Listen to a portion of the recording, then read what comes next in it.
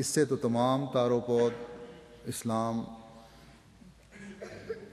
درہم برہم ہو جاتا تھا۔ اور یہ کہنا کہ حضرت عیسیٰ نبوت سے معطل ہو کر آئے گا نہایت بے حیائی اور گستاخی کا کلمہ ہے۔ کیا خدا تعالیٰ کے مقبول اور مقرب نبی حضرت عیسیٰ علیہ السلام جیسے اپنی نبوت سے معطل ہو سکتے ہیں؟ کہ یہ اگر کہا جائے کہ وہ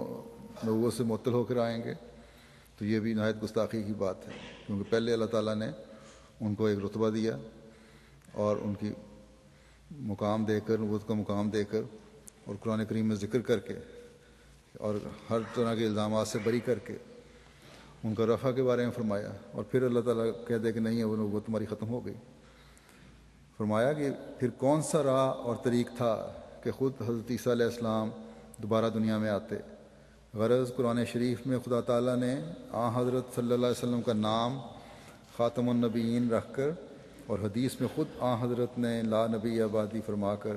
اس امر کا فیصلہ کر دیا تھا کہ کوئی نبی نبوت کے حقیقی معنوں کے روح سے حضرت صلی اللہ علیہ وسلم کے بعد نہیں آ سکتا۔ اور پھر اس بات کو زیادہ واضح کرنے کے لیے حضرت صلی اللہ علیہ وسلم نے یہ فرما دیا تھا کہ آنے والا مسیح موعود اسی امت میں سے ہوگا، چنانچہ صحیح بخاری کی حدیث امامکم منکم اور صحیح مسلم کی حدیث فامکم منکم جو عین مقام ذکر مسیح موعود میں ہے صاف طور پر بتلا رہی ہے کہ وہ مسیح موعود اسی امت میں سے ہوگا۔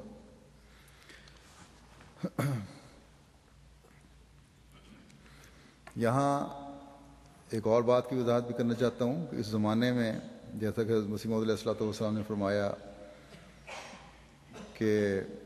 مسیح موعود اسی امت میں سے آئے گا، اور یہ بلند مقام اس کو خدا تعالیٰ نے دیا،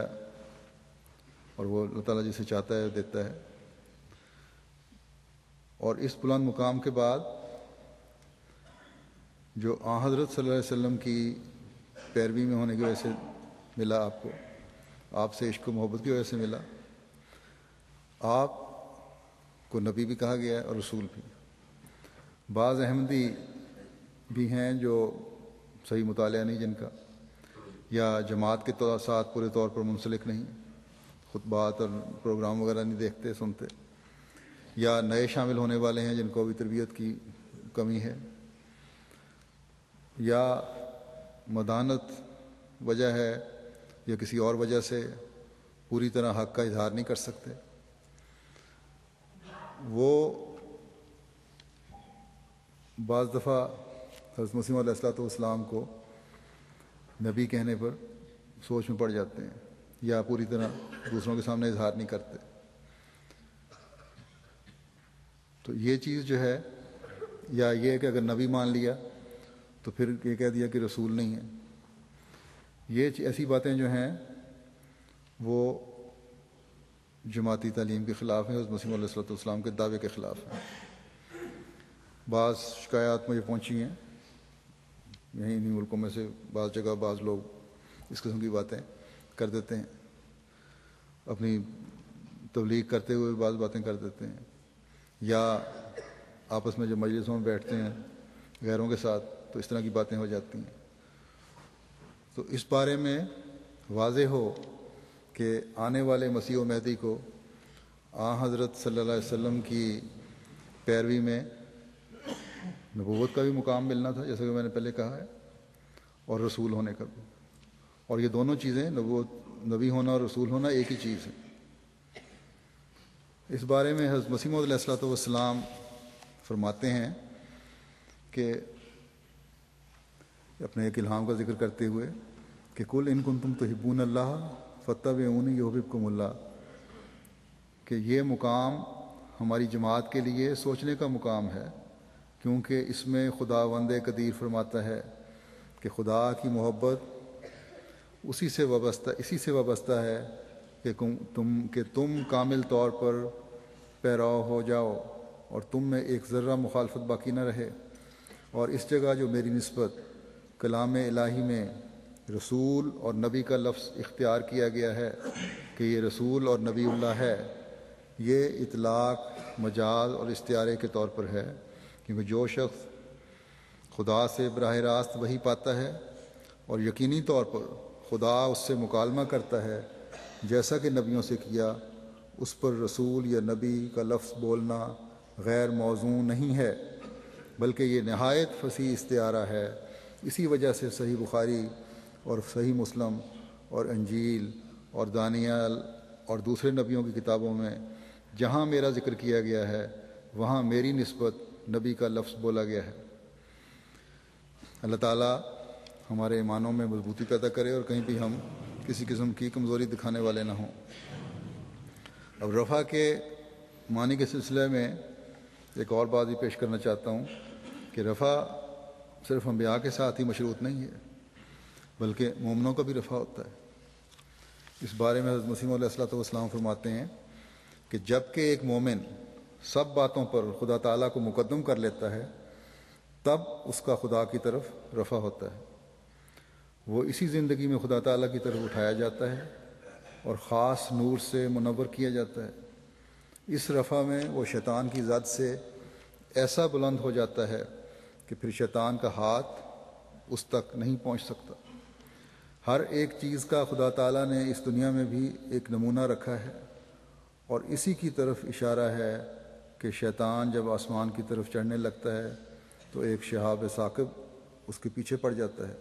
جو اس کو نیچے گرا دیتا ہے۔ ثاقب روشن ستارے کو کہتے ہیں، اس چیز کو بھی ثاقب کہتے ہیں جو سوراخ کر دیتی ہے، اور اس چیز کو بھی ثاقب کہتے ہیں جو بہت اونچی چلی جاتی ہے۔ اس میں حالت انسانی کے واسطے ایک مثال بیان کی گئی ہے جو اپنے اندر ایک نہ صرف ظاہری بلکہ ایک مخفی حقیقت بھی رکھتی ہے۔ جب ایک انسان کو خدا تعالیٰ پر پکا ایمان حاصل ہو جاتا ہے تو اس کا خدا تعالیٰ کی طرف رفع ہو جاتا ہے، اور اس کو ایک خاص قوت اور طاقت اور روشنی عطا کی جاتی ہے جس کے ذریعے سے وہ شیطان کو نیچے گرا دیتا ہے۔ ثاقب مارنے والے کو بھی کہتے ہیں۔ ہر ایک مومن کے واسطے لازم ہے کہ وہ اپنے شیطان کو مارنے کی کوشش کرے اور اسے ہلاک کر ڈالے۔ جو لوگ روحانیت کی سائنس سے ناواقف ہیں وہ ایسی باتوں پر ہنسی کرتے ہیں، مگر دراصل وہ خود ہنسی کے لائق ہیں۔ ایک قانون قدرت ظاہری ہے، ایسا ہی ایک قانون قدرت باطنی بھی ہے۔ ظاہری قانون باطنی کے واسطے بطور ایک نشان کے ہے۔ اللہ تعالیٰ نے مجھے بھی اپنی وحی میں فرمایا ہے کہ انت منی بمنزلۃ النجم الثاقب، یعنی تو مجھ سے بمنزلہ نجم ثاقب ہے۔ اس کے یہ معنی ہیں کہ میں نے تجھے شیطان کے مارنے کے واسطے پیدا کیا ہے، تیرے ہاتھ سے شیطان ہلاک ہو جائے گا۔ شیطان بلند نہیں جا سکتا۔ اگر مومن بلندی پر چڑھ جائے تو شیطان پھر اس پر غالب نہیں آ سکتا۔ مومن کو چاہیے کہ وہ خدا تعالیٰ سے دعا کرے کہ اس کو ایک ایسی طاقت مل جائے جس سے وہ شیطان کو ہلاک کر سکے۔ جتنے برے خیالات پیدا ہوتے ہیں ان سب کا دور کرنا شیطان کو ہلاک کرنے پر منحصر ہے۔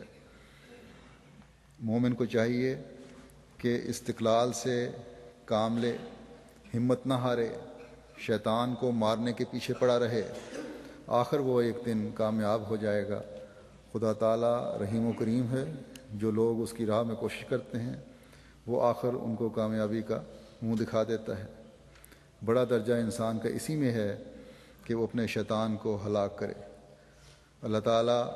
ہمیں رفع کے حقیقی معنی سمجھنے کی توفیق عطا فرمائے، اور رفع کی صرف علمی بحث میں پڑے رہنے والے نہ ہوں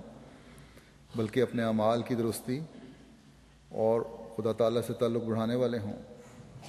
تاکہ اس تعلق اور قرب کی وجہ سے ہمیشہ شیطان کو ہلاک کرنے والوں میں شامل رہیں۔ الحمد للہ نحمده ونستعینه ونستغفره ونؤمن به ونتوکل علیہ ونعوذ باللہ من شرور انفسنا ومن سیئات اعمالنا من يهده الله فلا مضل له ومن يضلل فلا هادي له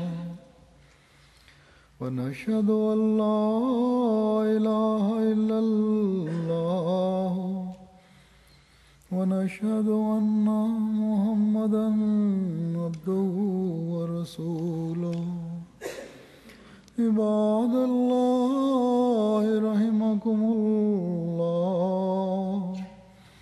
إن الله يأمر بالعدل والإحسان وإيتاء ذي القربى وينهى عن الفحشاء والمنكر والبغي يعظكم لعلكم تذكرون